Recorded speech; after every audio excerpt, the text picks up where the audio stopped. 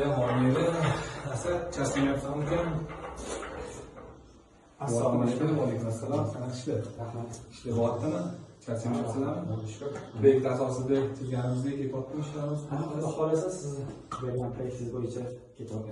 Xolos. Qarang, Asad, bir fikr kelib qoldi menga kelayotganimda. Gidrostrelka bo'yicha ko'p savol bo'ladi menga.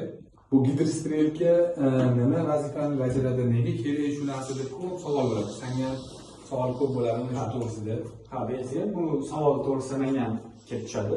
O'shandan endi sizlar bilan Xudo xolasa shuni tushuntirib o'tib ketamiz. Xo'p, buni ma'lumotini bersak, qani gidrostrelka nima uchun kerak bo'ladi deganda, katyol ichida nasoslar bo'ladi. Xuddi shu nasoslardan. Keyin sistemada nasoslar bo'ladi. Kichkina kvadratlarda katyolni o'zining nasosidan foydalansa bo'ladi gidrostrelkasiz. Endi bizga katta sistema bo'lgandan keyin 1300 kvadratlik joyida bu yerda. O'sha 1300 kvadratlik joylarda bizning nasoslarimiz juda katta chiqqan. To'pli polli bo'lgan asosan bu yerda. Endi gidrostrelkaning vazifasi nasosdan mana katyoldan kirib kelishi, o'zidan bu nasoslar o'chib turgan holatda bu kelib turib nasosdan o'ziga qaytadi. Katyoldan kirib yoqqa qaytadi.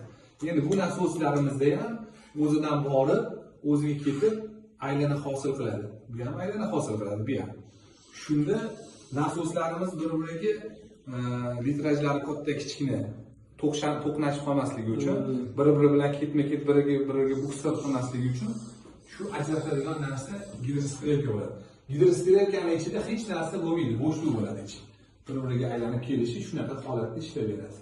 Endi agar shu to'g'risida ma'lumot yaxshi bermagan bo'lsa, tushunmaganlar bo'lsa, podpiska qilganlar, kommentariyada yozganlar uchun javob beramiz. Yana nimadir savollar bo'lsa, to'g'rimi Asad, nima deysan?